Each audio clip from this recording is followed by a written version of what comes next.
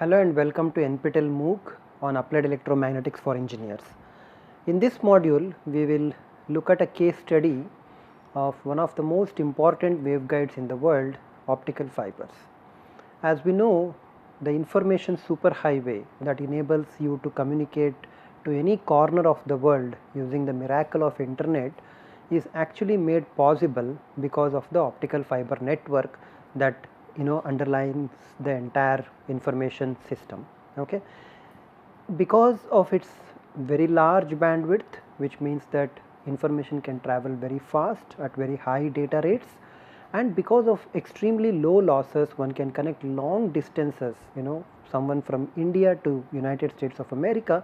There is very few amount of loss, or there is loss actually, but then that loss can be like compensated with lesser cost compared to any other technology, makes optical fibers and like the most important way of communication, right.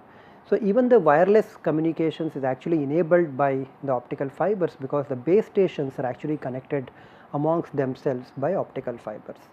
Optical fibers are a special class of waveguides. We have seen one waveguide which works on the basis of total internal reflection, that was the planar optical waveguide. There we found that light inside the optical waveguide actually propagates in terms of transverse electric and transverse magnetic modes. We will in this module look at the structure of an optical fiber, discuss the types of the optical fiber, and then discuss how to understand light propagation inside the optical fiber. So we begin with few simple intuitive pictures, but in the second half of the module we will bring in Maxwell's equations and complicate the lives. There is actually a very good reason for that, because a simple intuitive picture does not convey the full information on how light propagates inside the optical fiber, in contrast to a intuitive picture that we used for a planar waveguide, where most of the information was already present. In an optical fiber, such an intuitive picture will only take you so far. Beyond that, if you want to go, you need to know those Maxwell's equations. Anyway, so let us begin by looking at the structure of an optical fiber. The optical fiber consists, in the textbook varieties, the optical fiber consists of a core and a cladding. So usually the core radius is, for different type of fibers, it's actually different. So here inside you have a core, and then outside is covered with a cladding. The cladding refractive index is denoted by N2, which is actually maintained to be lower than the core refractive index, which we call it to have a refractive index of N1. In terms of the dimension, the core has a diameter of 2a, which means that it has a radius of a, and the cladding has a diameter of 2b. Okay, and light of course is guided inside the core region of the optical fiber. This is the cross section. If you were to look at the longitudinal section, you would actually see that there is a core and a cladding, and it is essentially circular in shape, and the section in between, or the middle of the section, which reminds you of a coaxial cable, is the core with a refractive index N1. Surrounding that is a clad or cladding with a refractive index of N2. Okay, and of course N2 is maintained to be less than N1 because light has to be guided in the core. This is an example of a uniform optical fiber, because there are no bumps or changes, or the cross section does not suddenly start to change. Okay, so this is not what we are considering. So this is essentially what is called as a uniform waveguide, and that is something that we already are familiar with. Okay, except that we are looking at a pure dielectric waveguide. Okay, this is what you would see in most textbooks, but in practice an optical fiber actually consists of a core, okay, of certain radius a. Surrounded by that will be the cladding of a radius b. Surrounding that cladding is actually a cover. Okay, so there is actually a coating. In fact, we won't call it cover, we will call it as coating, and surrounding the coating is a jacket. So this is called as a jacketed fiber. So this is your jacket. Okay, this is the coating, and coating is applied to the cladding actually, and inside region is your core. So this is how in practice an optical fiber looks like. But you must have seen those optical laying trucks that would line up on a street when you are when people have to line when people have to lay optical fibers, and they are actually these big trucks. So what is it that if the optical fiber has very small radius, typical radius of a single mode optical fiber is about 4 micrometer, so and a cladding of let us say about 125 micrometer in radius. So if these numbers are so small, why do you need those big and large trucks? What are those big black ducts that you see which is used for laying optical fibers? That is because if you just take a core and a cladding and start to lay out the fiber can easily break. If there is a rock that goes and sits on top of the fiber, then the fiber just breaks up. And moreover, if you are laying, you can't possibly avoid twisting and turning the fiber, simply because the earth is not going to be uniformly drilled or laid out that way, and the personnel who are laying that are also not trained enough to understand that this has to have no changes in the cross section as you will start laying. Okay, so all these practical problems means that you can't just take a core and a cladding and then expect it to be laid millions of kilometers. So what people do in order to give a mechanical protection to these fibers is to coat it first, put it in a jacket. Well, that's not complete story, because in practice when you look at how the optical cables look like, the optical cable have a central core member. This is a cable. Okay, so let me just be clear. So this is a cable and this is actually a jacketed fiber. Okay, so the cable consists of a central core member that is not the same as the core that we are talking about. This is a mechanical element made out of some sometimes metal or sometimes plastic in order to give a mechanical strength to these cables. Surrounding this are the what we call as the loose tubes. Okay, so surrounding this are the loose tubes, and inside each loose tube you have optical fibers like this. Okay, so this inside each tube you have optical fibers. They don't usually touch with respect to each other because they are filled with some gel. Okay, they are essentially used as buffers to withstand some mechanical perturbations. Okay, you can of course also have no buffer filled optical fibers, those are also available to you, but each cable will contain not just a single fiber but multiple fibers. So each of this is a loose tube that is filled with some number of optical fibers. Okay, so this is how these cables are, and that is how you actually see those big black cable ducts that are actually being laid on the or under the ground. Okay, so having seen what an optical fiber structure looks like in theory and in practice, let us now go ahead and look at how to understand light propagation. Or before we do that one, let us look at what are the types of optical fibers. We define the type of optical fibers, okay, by various considerations. One consideration would be that, so the number of modes can be taken as one classification. So you will have, depending on the modes, either a single mode operation that we have already talked about in the context of dielectric fibers and rectangular waveguides. You will have in single mode propagation only one mode at any given wavelength. Okay. On the extreme, you have what is called as a multi-mode fiber. In a multi-mode fibers, you typically find about greater than 80 modes or sometimes greater than 100 modes at any given wavelength. Okay, so all these modes can be excited and are usually excited and carry the information, but this is not preferred for long distances because it introduces what is called as intermodal dispersion. That is, each mode will have slightly different propagation velocity, and therefore information when it arrives at the receiver will be undergo dispersion induced effects. These dispersion induced effects are actually called as intermodal dispersion. Okay, somewhere in between a single mode and a multi mode, you have what are called as few mode fibers. The typical number of modes guided by a few mode fiber can anywhere lie between 2 to 20. 2 is specifically called as a dual mode fiber or a 2 mode fiber. Okay, and 2 to 20 is a typical number for a few mode fiber at a given wavelength, and these are becoming popular for an important application called as space division multiplexing. Okay, for long distances, one is planning to replace a single mode fiber with a few mode fiber so as to support higher data rate in the modulation technique known as space division multiplexing, something that we will cover sometime later if we have some time. Okay, based on the refractive index profile, right? We just said that the core must have some refractive index which is only greater than the cladding refractive index. Based on this refractive index profile, you will actually see many types of fibers.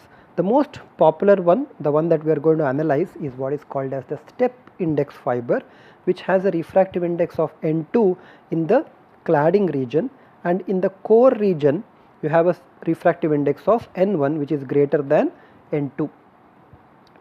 A different type of a fiber is what we call as the graded index fiber. In the graded index fiber, the refractive index does not suddenly change from N2 to N1, but undergoes a gradual change. So, inside a core, I am showing only exaggerated, but you have to imagine that these lines extend all the way out there. So, inside a core there is a gradation of the refractive index, so it varies smoothly depending on how smooth or how the slope of this one is. We have different kinds of fibers themselves, so these are called as, so the limiting of course is what is called as the step index, but any other combination, sometimes a Gaussian, sometimes a parabolic, these are called as the graded profiles or graded index profiles of the fiber. Now, fibers are not just single mode, multi-mode, refractive index or step index or graded index fiber, they also are fabricated for special applications. For example, you might actually try to maximize the polarization mode or minimize the polarization mode coupling amongst the modes that are propagating inside a single mode fiber. That calls for a slightly different construction of the fiber as well as the refractive index profile. If you want to minimize dispersion or shift dispersion or flatten dispersion, those all require different types of fiber. For example, you might actually find what is called as a trench cladding fiber with a triangular type of a core refractive index profile. You will also find what is called as a W fiber with one trench in the cladding. Okay, so this is another type of fiber. So you will also sometimes see two trenches in the cladding, you will see multiple trenches spaced at different times. All these possible combinations are used in order to emphasize one property or minimize the other property, usually dispersion and nonlinearity, sometimes throw in a polarization mode dispersion. Okay, so these are the different refractive index of the fiber. How is light guided inside an optical fiber? Suppose this is the optical fiber cross section.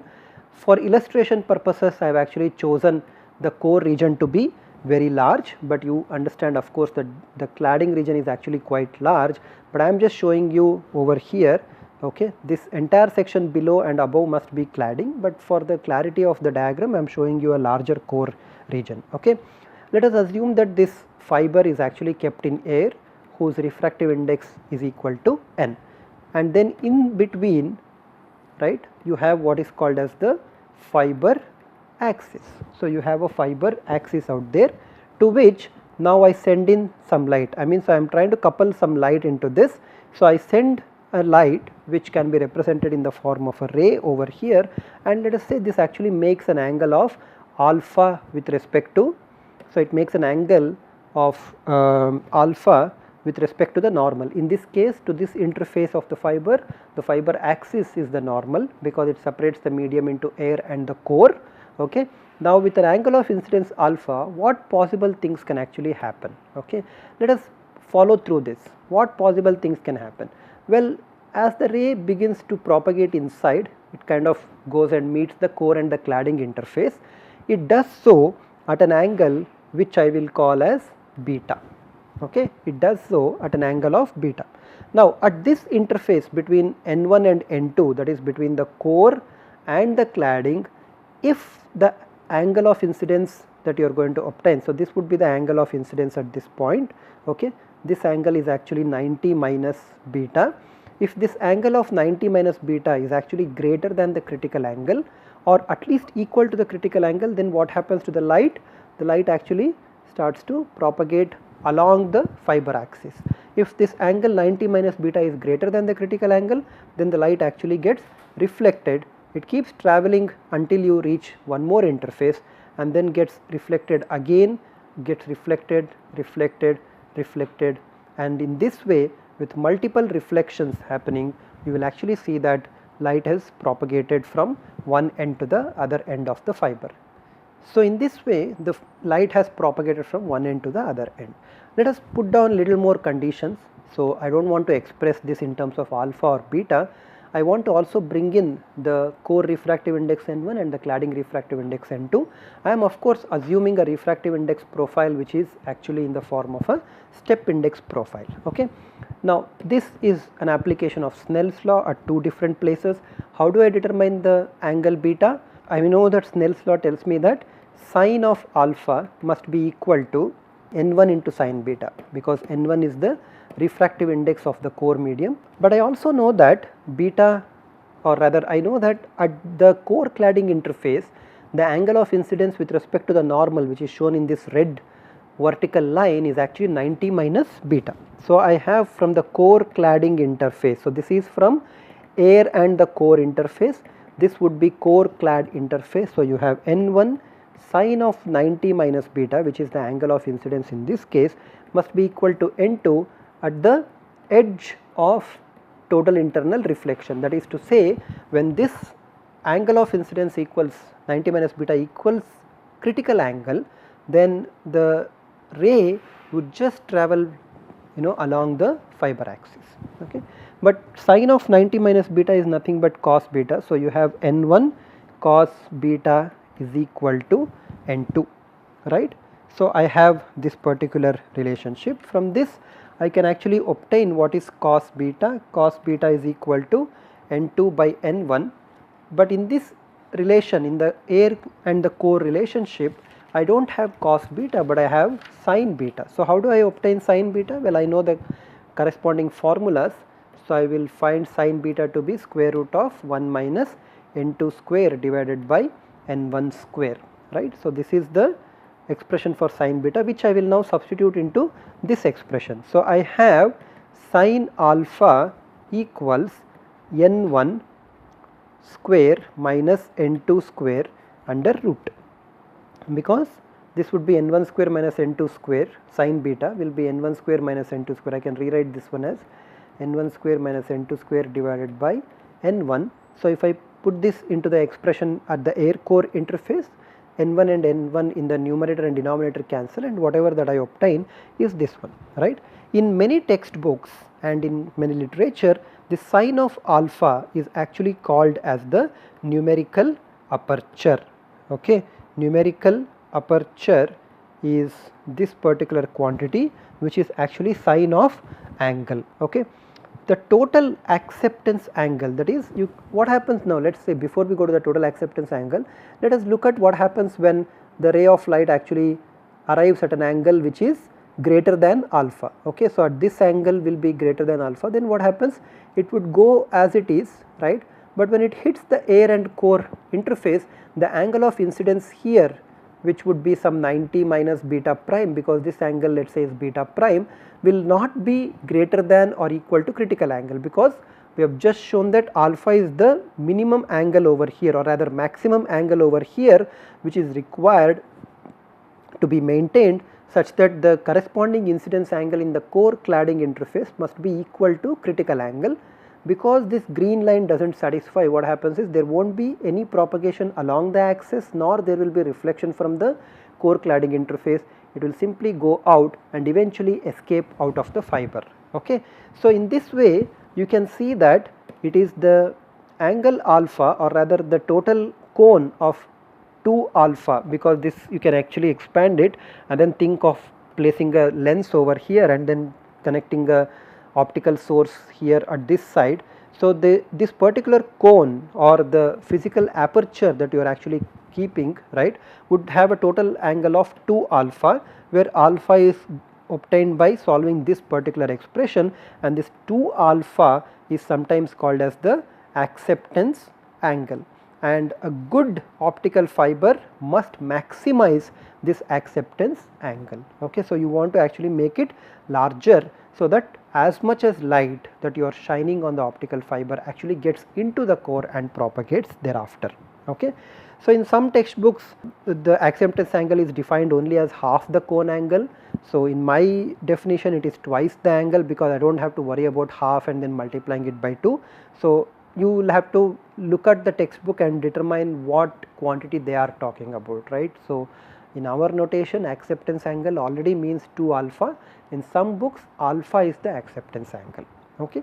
So, now that we have looked at this intuitive picture of how light would propagate, it is time for us to be little more adventurous and actually look at how to describe the modes, how is the electric field arranged in the core region, how is it arranged in the cladding region.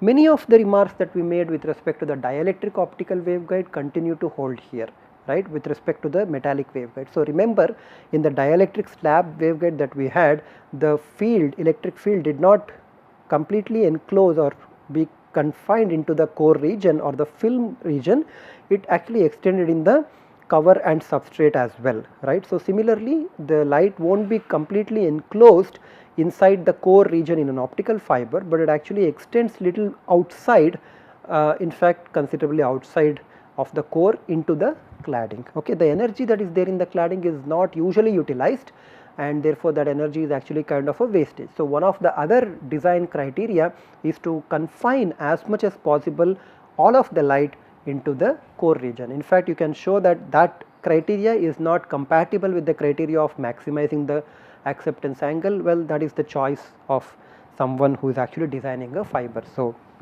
we will not get into that detail. So, what we want to do is to study the modes of a fiber, and the program would be very similar.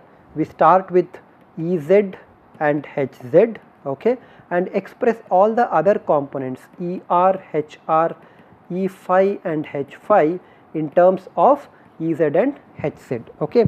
Because that is actually an exercise in curl operation and manipulation, I will not really follow through this one, okay, except to tell you that E phi will be some constant times del Ez by del phi plus some other constant. So, let me put all the constants out, some constant del Hz by del r, okay.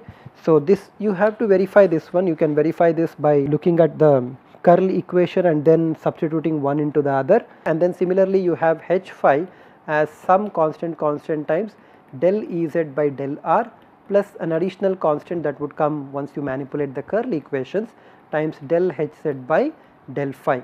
You do not really require Er and Hr in order to determine the modes, because they are not going to be used in the boundary conditions in order to obtain the numerical value of beta. But if you want, you can also express Er and Hr in terms of Ez and Hz, and once you have found Ez as a function of r, phi and z, then you can find out all the other components in the that form the complete electric field and magnetic field, okay. So, coming back to this Ez, what kind of an equation should this Ez satisfy? Well, we know that there has to be a Helmholtz equation, right, for a given frequency omega. Then this del z, in the case of a simple planar situation, the Helmholtz equation was like del square Ez by del x square, del square Ez by del y square, right, plus for the z component, of course, we assumed all field components to be propagated as e power minus j beta z. This is the same assumption that we will use here. So, for z dependence, del square by del z square will pull out minus j beta twice, and once that happens you will get minus beta square. So, you will actually see that this was the case for simple the Helmholtz equation plus the omega square mu epsilon times Ez will be equal to 0 was the Helmholtz equation for a planar case, but I will not derive it here. But the corresponding equation, the Helmholtz equation for this cylindrical coordinate system is slightly complicated, because the variations are not going to be planar, they are going to be circular, and the correct expression is given by 1 by r del by del r, r del Ez by del r. So, please note that this is r that I am writing plus 1 by r square del square Ez by del phi square minus beta square electric field Ez plus k0 square n square. So, instead of writing omega square mu epsilon, I rewrote this one in terms of the propagation free space propagation constant k0 and wrote it as n square. I should have used beta 0, but then beta is already we are using for propagation constant along z direction, therefore, I did not want to confuse the notation. So, this is k0 n square, Ez must be equal to 0. Now there is only one problem out there. The equation that we have written applies to which region? Because in the core region you have a different refractive index, and in the cladding region you have a different refractive index. In the core region, for a step index profile, n is equal to n1, and in the graded index profile it is actually a function of x and y, or rather it is a function of r and phi. So we won't consider the complicated case of those profiles. We will simply stick to the step index fibers, for which n will be n1 in the core and n will be n2 in the cladding. Also, it turns out that the corresponding equation that you are going to obtain, you want the equation to be such that the value of beta lies between k0 n2 to k0 n1, okay, for which the equation in the cladding region should actually have a reverse signature or reverse sign. So I can write or combine these two.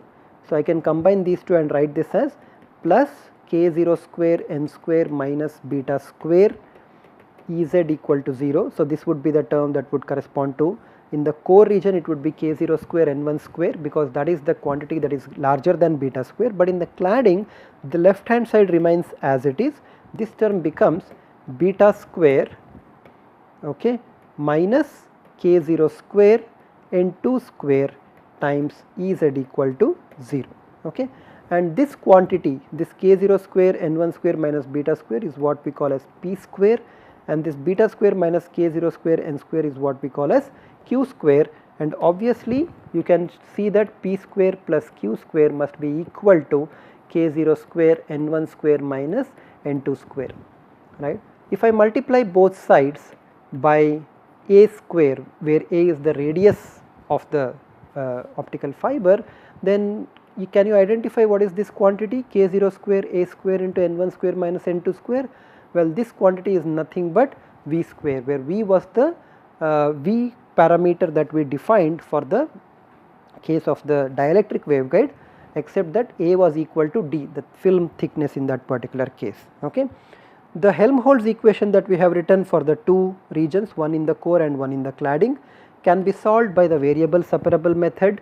So you assume that Ez as a function of r and phi can be written as a function of r alone and a function of phi alone, and once you have done that one, you can substitute it back into the Helmholtz equation and then try to simplify the two equations, split the equations in terms of the radial dependence and the azimuthal angle phi dependence. You get two equations. So one equation is r square r double prime plus r prime plus r square k0 square n1 square minus beta square nu square by r square times r equal to 0, where nu is the separation constant that we have chosen. So this would be phi double prime is equal to minus nu square phi, okay. So this is just the dependence on the phi, and of course this has a solution that you will have e power plus or minus j nu phi, right, and nu in this case must be a integer. It can be 0, 1, 2, 3 and so on. It is usually taken to be a non-negative integer, so you can actually have an integer. Please note that the solution is periodic in the azimuthal angle. Of course it has to be, because if you make one complete revolution, so you go from 0 degrees back to the 0 degrees after completing one revolution, so the field of course must not change its value out there, right. So that is the reason that you consider this, I mean that is the reason physically as to why this answer actually makes sense. What about this equation? What about this scary looking equation? Well, it is not so scary, because we have already seen this equation in the context of skin effect inside a round wire, right. So skin effect in the round wire, where instead of this capital R, it was the current density J that we had considered at that particular case. So we found that the solutions of this one will be Bessel functions of appropriate order and appropriate kind. So this is the Bessel function, with p being positive quantity, and in the core region the Bessel function is of the first kind of order nu, whereas in the cladding situation where q is greater than 0, or alternatively beta is less than k0 n2, which is valid for the clad region, you have the modified Bessel functions of order nu, okay. We have also seen how these Bessel functions look like The Bessel function for the 0th order would be an oscillatory kind of a function. So this is how for different orders you are going to see. This is for J0, this is for J1, whereas the corresponding modified Bessel functions of the first kind would actually be something like this, right. So as the order n increases or order nu increases, they will shift continuously away, but at r equal to 0 they are all shooting up to infinity.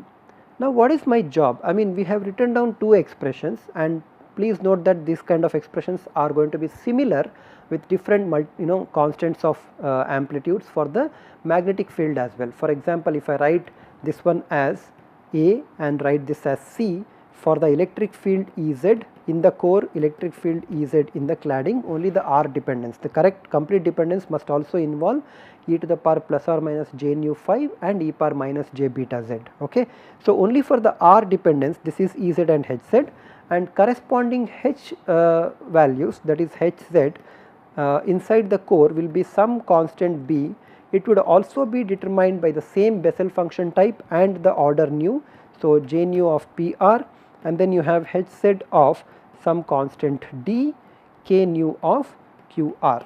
Okay.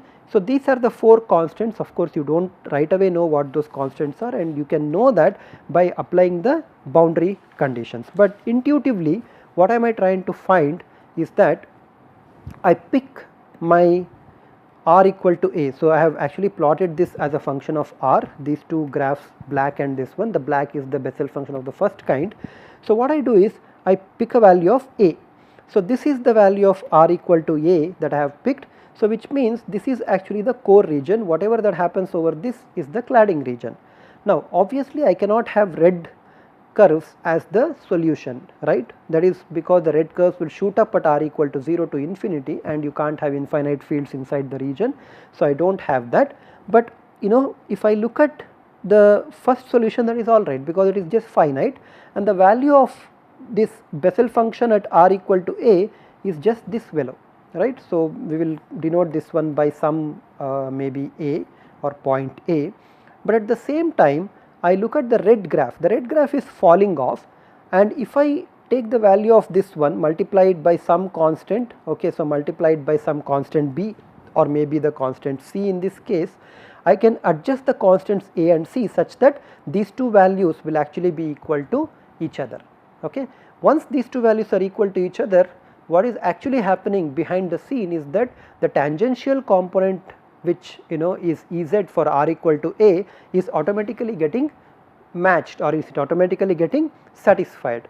Note that I can't set Ez at r equal to a to 0. All I can do is to set these values or match these values to with respect to each other. Okay. So I can do that, and I can actually do lot more of that by also calculating E phi and H phi, and because E phi and H phi also happen to be the tangential components at r equal to a, you can apply the boundary condition, and eventually what you obtain is a big 4 by 4 matrix, okay, which will have all these components inside, and multiplied by the constants a, b, c and d.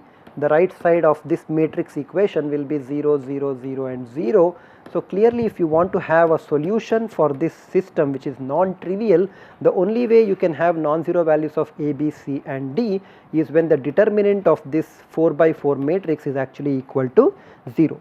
When it does happen, you will obtain a simplified expression. Well, simplified is in the context, actually it's reasonably complicated expression itself, which can't be solved using the ordinary methods. You have to either use the numerical method of using by implementing it on a computer, or you have to implement a graphical method or find the graphical method which will solve this particular problem. So the equation that you are going to obtain once you set the determinant of this equation equal to of this matrix equal to 0 is slightly complicated. For a given value of nu, you have beta square nu square divided by a square 1 by q square plus 1 by p square. Please note that you do not know what is q, you do not know what is p. Q involves beta, p involves beta. Okay, so you don't know any of this.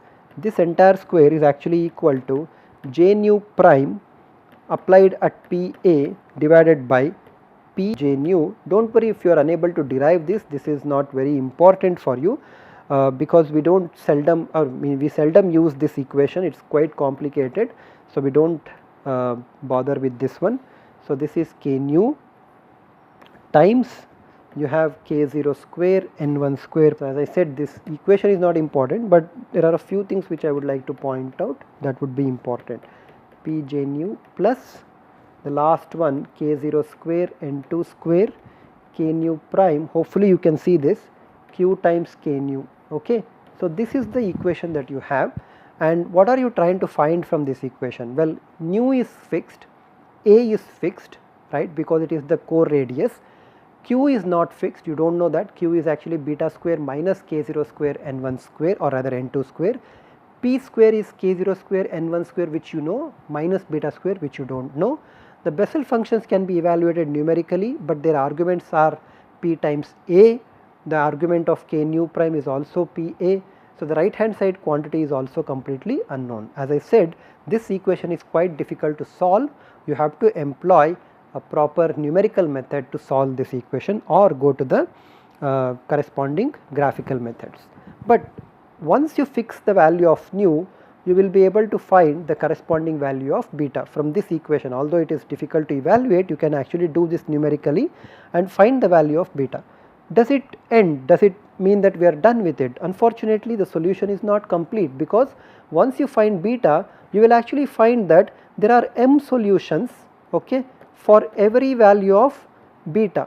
So m solutions for every value of beta, which all arises because of your Bessel function, which is continuously oscillating and going off to 0. In fact, you will have an infinite number of solutions for every value of nu, but then as you go away and away from the Bessel function, the amplitude actually starts to drop, and therefore the modes m beyond this value would not be of interest to you. But the point is, for every value of beta, you get these different values of m, right, or m different solutions, and based on this solution set, you specify the solutions as nu times m, and whether it is the magnetic field which is larger in magnitude, that is Hz is larger than Ez, or Ez is larger than Hz, gives you two types of equations. One is He nu m or Eh nu m, okay, where He corresponds to the scenario, He corresponds to the scenario where Ez is actually greater than Hz, and Eh corresponds to a scenario where Ez is less than Hz. In an extremely interesting case, you will obtain, when nu is equal to 0, two additional modes which you have already seen. These modes will be TE0m and TM0m. They will have slightly different propagation constants. So for the same value of m, they will have a slightly different propagation constants, but they would also be present, but they would be present at nu equal to 0 solution only, and moreover these are not the fundamental solutions, okay. So these are not fundamental solutions, or these are not the fundamental modes. The picture that we drew, wherein the line, ray of light was propagating through multiple reflections along the fiber axis, is actually called as meridional ray, okay. So these rays are, or group of rays are called as meridional rays, and they actually correspond to this TE and TM type of a modes, but the modes corresponding to He and Eh are very difficult to imagine or visualize, okay. So most people do not try to do that one, but if you try and do it, then there are these rays which do not actually touch the, which they do not touch the fiber axis, they will not pass through that, but they will continue to pass it, hit the boundary of the cladding, come back from cladding to the other cladding interface, they completely go around this way. So in essence, actually tracing out a helical path without ever going through the fiber axis, they trace out a helical path, and these are called as skew rays. These skew rays actually equalize the light distribution as well. So the core will be uniformly distributed compared to the meridional ray, which will actually distribute light only in the central narrow region, okay. And these skew rays are the rays which correspond to, so in some graphical method they sense they correspond to He and Eh modes, okay. In practice, what happens is, the manufactured will have an extremely small difference in the refractive index between a core and the cladding. For example, in a standard single mode fiber, the core radius is about 4.1 micrometer, The cladding radius is 125 micron, which is actually standardized, okay, and 4.1, 3.9 to 4.1, that's anyway the value is. N1 is typically about 1.5, N2 is typically about 1.444, okay. So you can see that the difference between N1 and N2, once you normalize this with respect to N1, then you call this as delta, okay. This delta is called as the relative refractive index normalized with respect to N1 is actually very small, okay. We apply what is called as weak guiding approximation. In the weak guiding approximation, we assume that this delta is equal to 0, which means that the refractive index N1 is actually equal to N2. Of course, it won't be, and not all the formulas will actually be applicable when you make delta equal to 0. You have to understand that this delta equal to 0 is actually approached in the limit, okay. The answers become more and more correct, but you are only approaching it in the limit of delta equal to 0. So simultaneously, once you put delta equal to 0, you also have to ensure that the V number is sufficiently large. If V is 0, then there won't be any propagation, okay. So V number, which we defined earlier, must be approximately equal to 1 for the modes to actually propagate, or at least for one mode to propagate. When you simultaneously apply these two conditions, this is called as weak guiding approximation, and what happens is the result that LP nu m modes, okay. These LP nu m modes are actually the special class of modes which are called as linearly polarized modes. Linearly polarized means their Ez as well as Hz components are 0. So notice that this is something that is radical, right.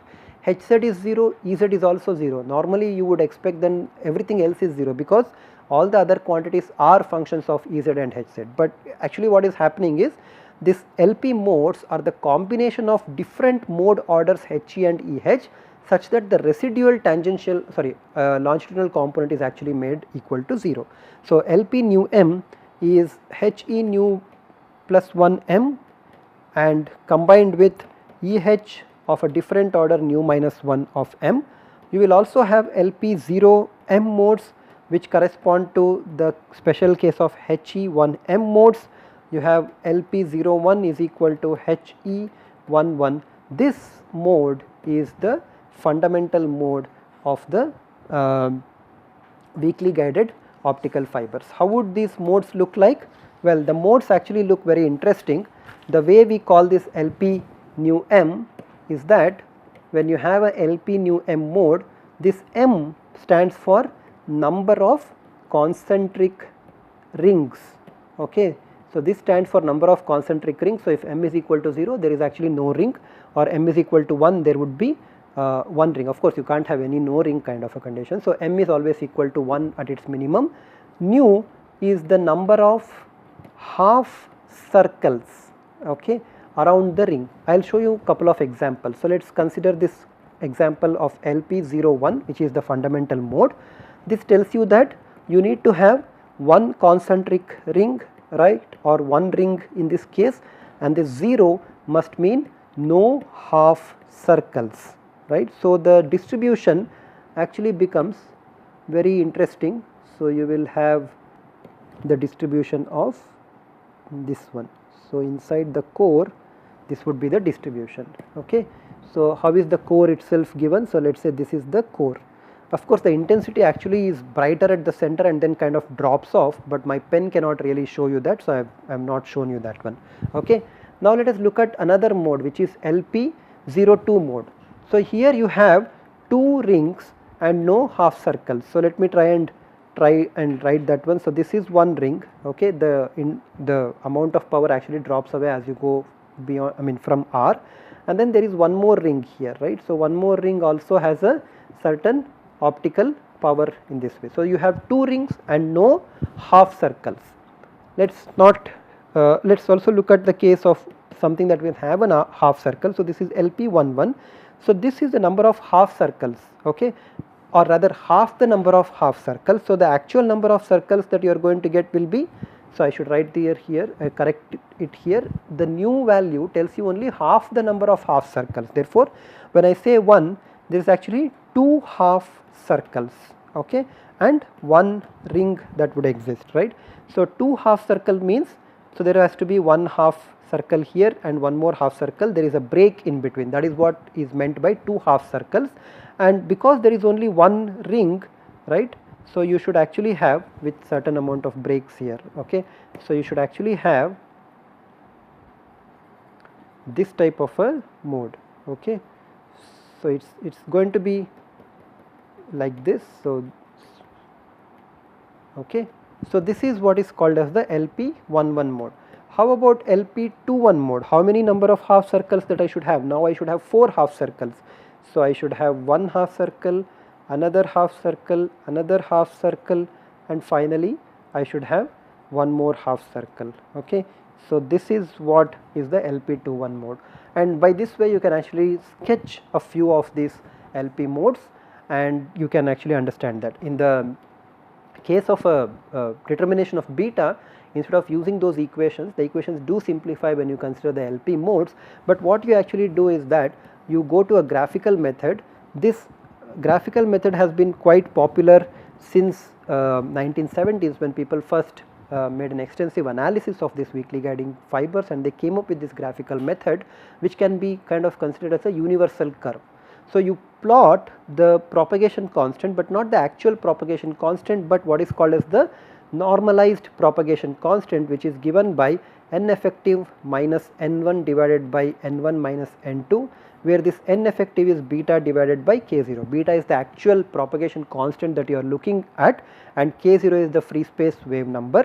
So you have beta by k0 minus n1 by n1 minus n2, okay, plotted against V. What is V? V is your V number, right? And the curves go something like this. These are all the different curves that you are going to find. Okay, this corresponds to the HE11 mode.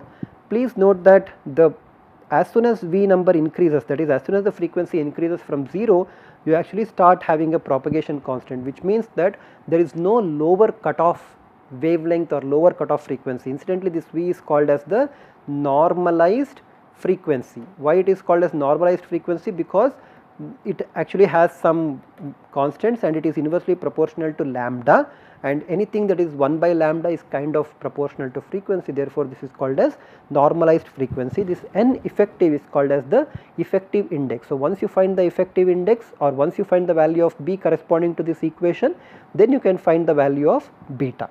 Okay, so this shows also that this beta is non-linearly related to frequency f or frequency omega, which means that there is a good chance that optical fibers actually are dispersive, and it is true. Modern optical fibers, or in general these optical fibers, have a large dispersion coefficient, which is usually measured in terms of so and so picosecond per nanometer kilometer. The standard single mode fiber that we use for the communication purposes is actually a positive dispersion coefficient. It has a dispersion coefficient of about 17 picosecond per nanometer kilometer. Finally, before ending this, which parameter determines whether we are working with a single mode fiber or a multi-mode fiber?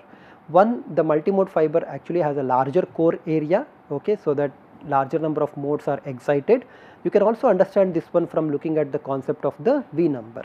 For a single mode operation, you have to choose your radius A such that the Bessel function, the 0th order Bessel function, will be the one that is dominant over the other Bessel functions, right, the J1, J2 and all those things, and J0 goes to 0 at 2.4, okay, at which point the other Bessel functions, orders of Bessel functions J1, J2 would have reached reasonably high value. Therefore, conventionally we take the single mode cutoff condition to be at V equal to 2.4. So similar to the dielectric slab waveguides where V was less than pi, here if you maintain V to be less than 2.4 or 2.404, then the fiber is more or less single moded. Okay, you can achieve that by reducing. So in the multimode fibers, what happens?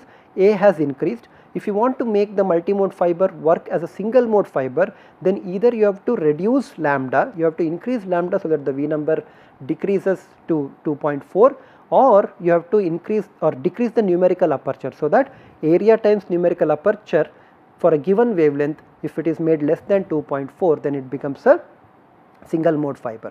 For a single mode fiber, you already have chosen A to be small. by choosing the numerical aperture n1 square minus n2 square under root also to be small, you satisfy the condition of single modedness for most of the optical wavelengths that are of interest for optical communication system, and this wavelength region is the 1550 nanometer wavelength region. So, we end this case study of optical fibers in the short module that we have taken, 2 modules. I have tried to introduce you to a few important aspects of optical fibers. More details should wait for another course on optical communications. What we would like to do is to also tell you how these optical fibers are used in communication aspects in the upcoming modules. Thank you very much.